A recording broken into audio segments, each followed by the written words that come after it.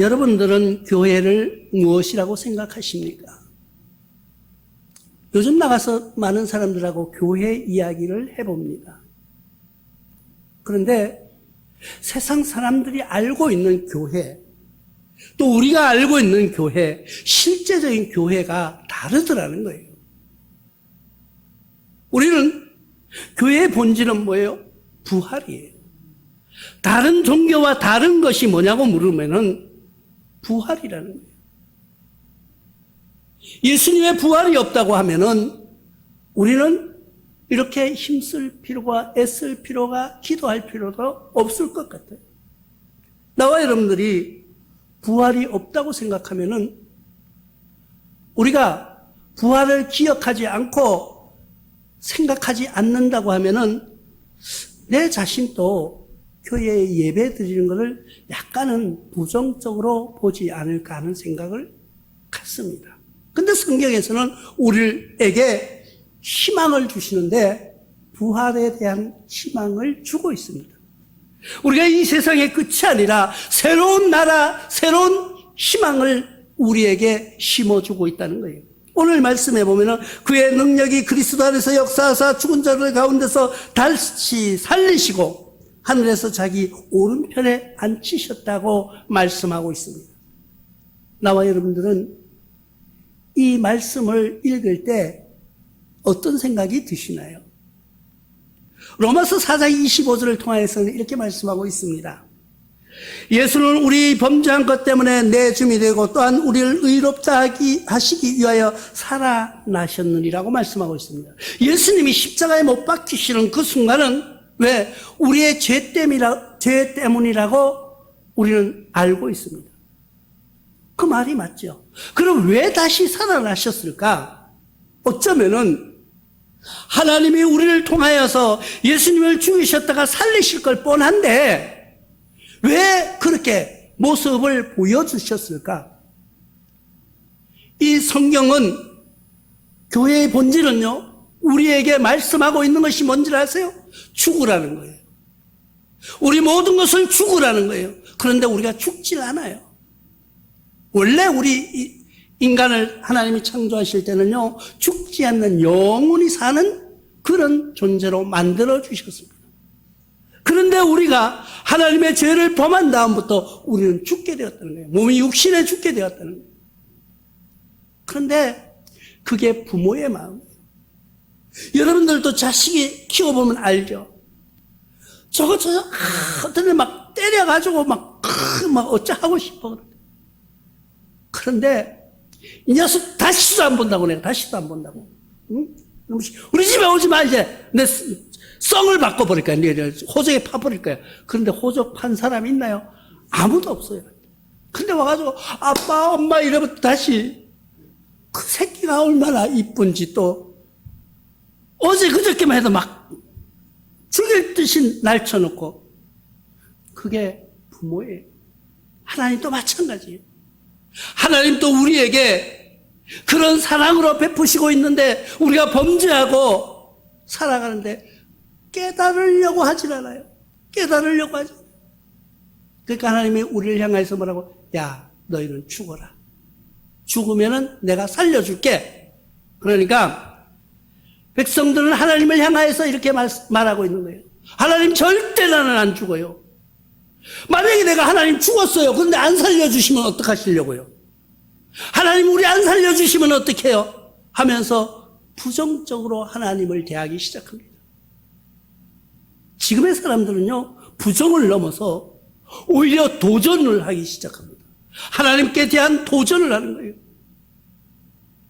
가장 큰 죄악이 뭔지 아세요? 우리는 성경을 통해서 우리에게 말씀해 주시는 말씀이 하나님 예수 그리스도를 믿지 않는 것이 죄라고 이야기하고 있습니다. 그런데 우리는 믿지 않는 죄를 범하는 것이 아니라 오히려 하나님께 대항하려고 하는 그런 어리석음으로 살아가고 있다는 거예요. 하나님이 세상을, 사람들을 향해서 계속 죽어라 해도 안 죽는 거예요. 나의 고집과 아집으로, 나의 생각으로 모든 것을 이겨낼 수 있다는, 성공해낼 수 있다는, 오히려 하늘나라도 내가 정복할 수 있다는 그런 심정으로 바벨탑을 쌓기 시작하는 거예요. 왜? 하나님 하늘에 계시죠? 내가 하나님 어디 계신지 내가 올라가 볼게요 하고 탑을 쌓아서 올라가는 그런 게 우리의 모습이다. 우리 마음속에 혹시 그런 탑을 쌓고 있지는 않습니까? 내가 하나님이 그 원하시는 그곳 내가 내 스스로 올라가겠다고 하는,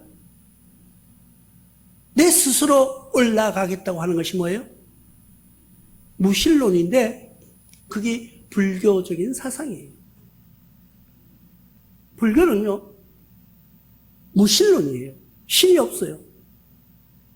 불교는요 엄밀히 따지면 신이 없고요, 내가 스스로 깨닫고 도를 깨달아서 득도해서 내가 그 경지에 올라가는 석가가 된다든가 보살이 된다든가 뭐가 된다고 이렇게 믿는 것이 불교예요.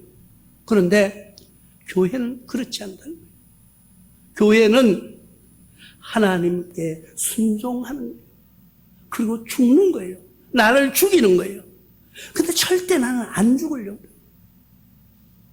어떤 일이 와도 내가 극복한다는 그런 교만으로 살아가고 있다는 거예요. 고린도전서 15장 4절을 통해서는 이렇게 말씀하십니다. 장사 지낸 바 되셨다가 성경대로 사흘 만에 다시 살아나사, 예수님이 미리 이 땅에 오시기 전 구약을 통하여서, 이사야를 통하여서 예수님이 나실 것을 예고해 주셨습니다. 그는 정사를 메었고 그는 모든 것을 가진 구원자라는 것을 미리 말씀해 주고 있는데, 그가 십자가에 못 박혀 돌아가실 거라는 또 미리 알려주고 있어요. 그리고 사흘 후에 다시 살아날 것이라는 것을 예수님 당신의 입으로 통하여서 제자들에게 이야기해 주고 있었습니다. 그런데 그 제자들은 그게 무슨 말인지 몰랐어요. 그런데 우리는 지나온 일들이니까 우리는 성경을 통해서 알 수 있는 거예요.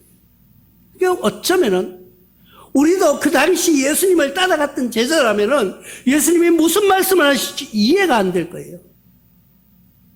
그런데 우리는 지금 예수님이 십자가에 못 박혔다가 부활하셨다는 것을 우리는 알고 있는 거예요. 그게 부활의 종교예요. 세상에 어느 종교도 부활의 종교는 없습니다. 우리는 사람들과 이야기하다 보면 아유 종교는 똑같아. 어차피 좋은 일하면 좋은 데 가고 나쁜 일하면 안 좋은 곳에 간다는 거예요. 그러니까 좋은 데 가고 안 좋은 데 가는 건 맞아요. 그런데 어느 종교도 그렇지 않다는 거예요.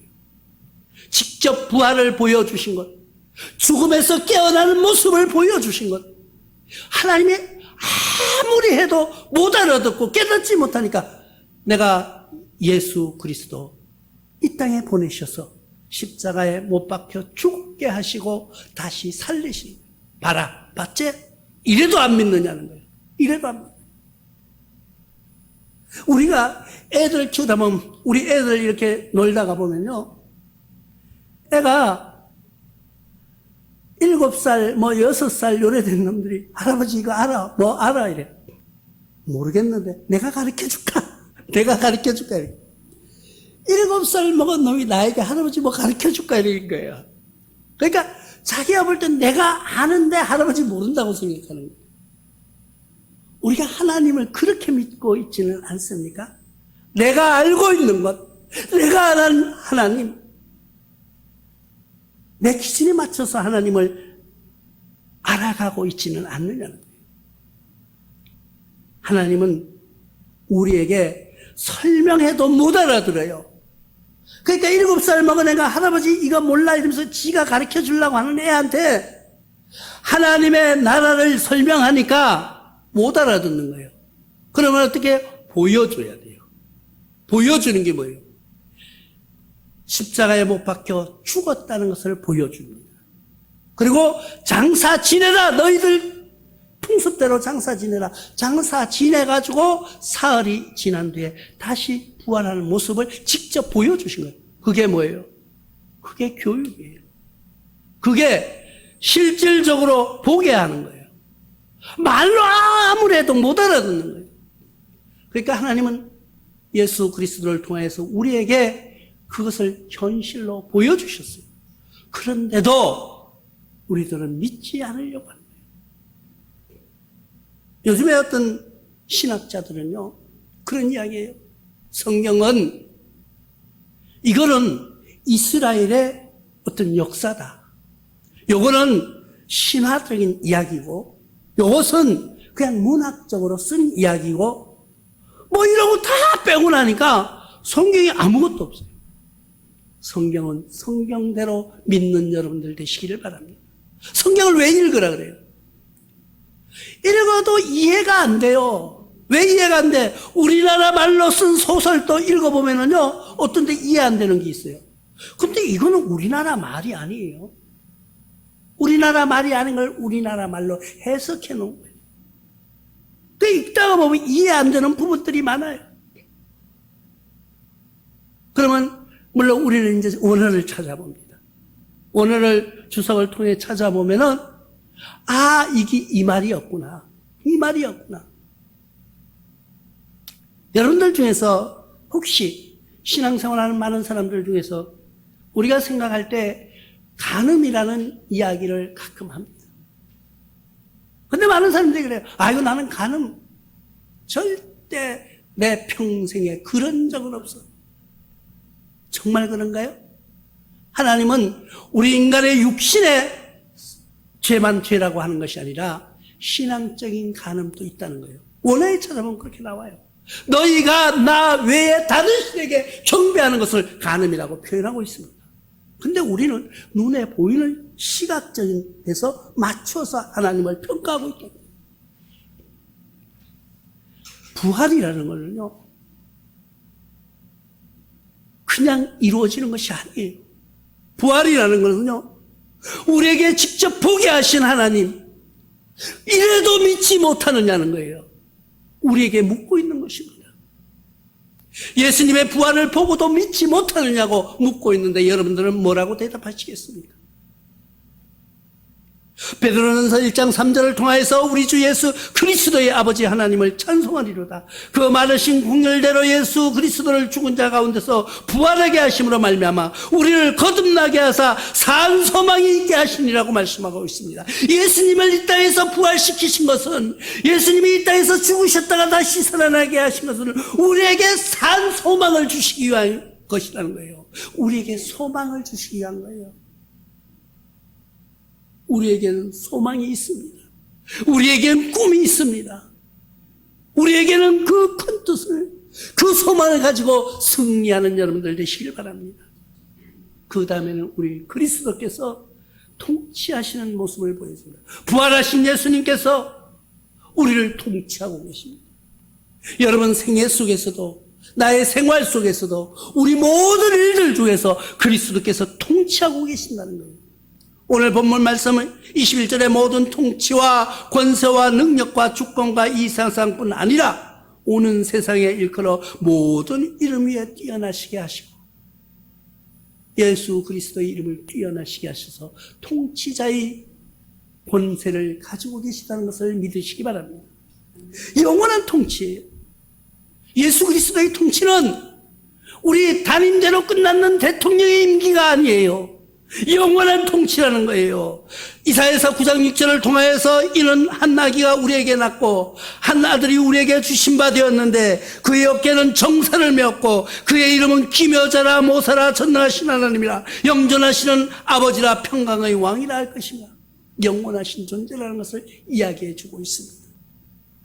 그러나 세상만 통치하는 것이 아니에요. 우주를 통치하신다고 말하고 있습니다. 세상 모든 것을 통치하시는 통치자라는 것을 스가랴서 기자는 9장 10절을 통해서 이렇게 말씀하고 있습니다.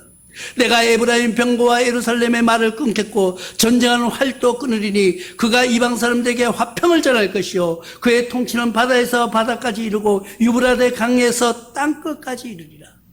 온 세계, 우주, 바다, 산 모든 것을 아울러 통치하는 통치자로 세우셨다는 것을 우리가 믿으시기 바랍니다.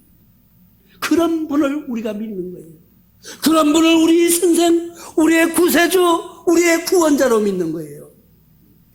우리는 그냥 교회 이러니까 교회의 통치자는 누군가요? 교회의 통치자는 에베소서 1장 22절을 통하여서 또 만물이 그로 발 아래 복종하게 하시고 그 만물 위에 교회의 머리로 삼으십니다. 교회의 머리로 삼으신 분이 누구예요? 예수 그리스도예요. 나와 여러분들은 교회에 나오면은 교회가 뭐냐면 예수 그리스도가 머리 되시는, 예수 그리스도가 지도하시는, 예수 그리스도가 모든 것을 주권적으로 주장하시는 것을 교회라고 말하는 거예요. 하늘의 통치자라고도 말합니다. 그러면 교회 땅에서만 통치하느냐? 아니, 하늘에서도 통치하시는 거예요. 하늘의 통치자. 베드로전서 3장 22절에 그는 하늘에 오르사 하나님 우편에 계시니 천사들과 권세들과 능력이 그들에게 복종하는 거예요. 너무 신나지 않아요? 내가 믿는 예수님, 내가 의지하는 예수님, 내가 권세와 능력이 있는 그분이 이 땅에서만 아니라 하나님의 나라에서 모든 것을 통치하시는 주권자, 그분을 우리가 의지하고 살아간다는 거예요. 그러니까 우리는 세상에 대해서 우리는 걱정과 근심을, 우리의 어떤 고민을 가지고 세상을 판단하지 마십시오. 우리가 어떤 어려움과 환난 속에서 세상을 판단하면서 나를 비하하지 마십시오. 제가 가끔 그 얘기 항상 하죠. 여러분 집이 있습니까? 여러분 차가 있습니까? 둘 중에 하나만 있어도 세계 인구 상위 10%권에 들어가는 삶이라고. 그러니까 사람들이 이해를 안 해요. 그래, 이해를 안 해요. 왜 안 하는지 나도 모르겠어요. 우리나라 사람들이 너무 잘 사니까. 옆집에 보니까 큰 차 있는데 내 차는 너무 작은 것 같아. 옆집 아파트는 평수 아파트, 내 아파트 작은. 그러니까 나는 상대적으로 그렇게 가난한 거예요. 너무 없는 것 같아요. 우리나라에서 평균만 살면은요, 우리나라에서 모든 사람들과 평균 유지만 하면은요, 그냥 뭐 상위 그룹 말고, 아주 하위 그룹 말고, 그냥 평균만 살아가면은요, 여러분 세계에서 11위예요, 11위. 우리나라 경제가 11위거든요. 11번째로 잘 산다니까요. 얼마나 행복해요. 그런데 그 행복을 모르는 거예요. 우리는 거기에다가 하나님을 의지하고 산다는 것이 가장 행복한 거예요. 가장 행복한 거예요. 우리가, 제가 가끔 이야기하는데, 태국이라는 나라를 갔어요. 거창하게 선교, 단기 선교라는 이름으로 갑니다. 사실은 놀러 가는 거예요. 교회에서 핑계대고, 단기 선교라는 건요, 진짜 선교라는 건 뭔지 아세요? 거기 가서 그 사람들과 같이 사는 거예요. 며칠 가서 기분 내고, 며칠 가서 뭐 내가 도와주는 척하고 내 기분에 만족해서 돌아오는 것이 아니라 그들과 같이 가서 사는 거예요. 그게 1년이고 2년이고 3년이고 살아가는 것이 선교예요. 근데 우리는, 저도 선교 잘 모르니까 하여튼 단기 선교 가자 되면 쭉 따라갔어요. 해마다 갔어요. 해마다. 가는 걸 좋아해가지고. 가서 보니까요, 진짜 비참한데, 그 사람들은 비참한 줄 모르고 살아가는 거예요. 우리가 보니까 비참한 거예요.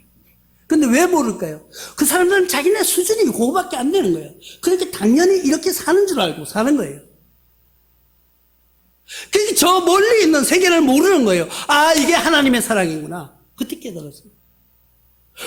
내가 여기에서 살아가니까 이 사는 삶에서 만족하고요. 여기에서 서로 경쟁하려고 그러고요. 서로 이기려고 싸우는 거예요. 그런데 그 너머에 있는 삶, 하나님의 나라를 생각하면은요, 내가 너무 비참하고 불쌍한데 그걸 모르고 살더라는 거예요. 같으니까 이제 이발 봉사하고요, 의료 봉사라는 이름으로 갔습니다. 근데 이발하는 사람이요, 진짜 기술자는 한 2명밖에 없어요. 보통 사람 다 똑같아요. 여러분, 나나 여러분 똑같아요. 가가지고 진짜 바가지 알죠? 바가지. 우리 바가지 머리 했잖아요. 바가지를 여기다 푹 씌워, 애한테. 그래서 여기를 싹 깎아, 이렇게. 딱 깎아 놓으면은 이 층이 지잖아요. 그것만 기술자 같다 이렇게 깎으면 돼. 그러니까 머리 안에 엄청 많이 깎는 거예요. 근데 애들이 줄을 쫙 서 있어. 전기가 없으니까 어두워지면 못 깎는 거예요. 근데 나는 자꾸 어두워지니까 애가 조소하면 눈물이 이렇게 막 흘러. 근데 자기 차례 딱 왔는데 딱 끝난 거예요. 못 간 거예요.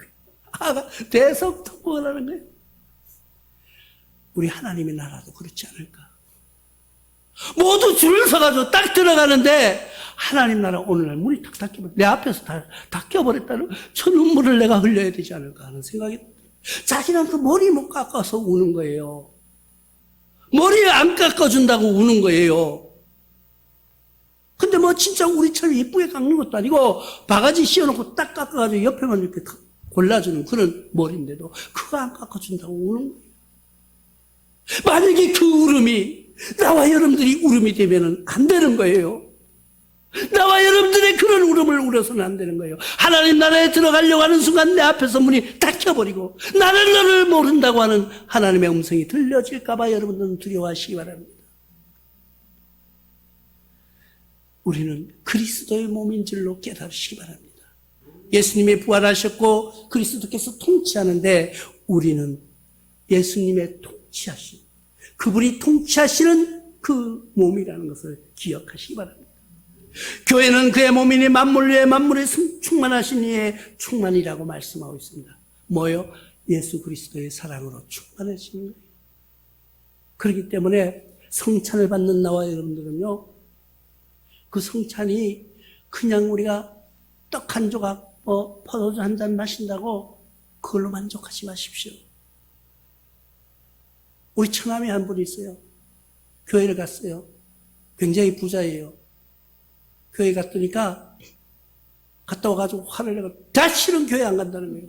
왜 안 가냐니까.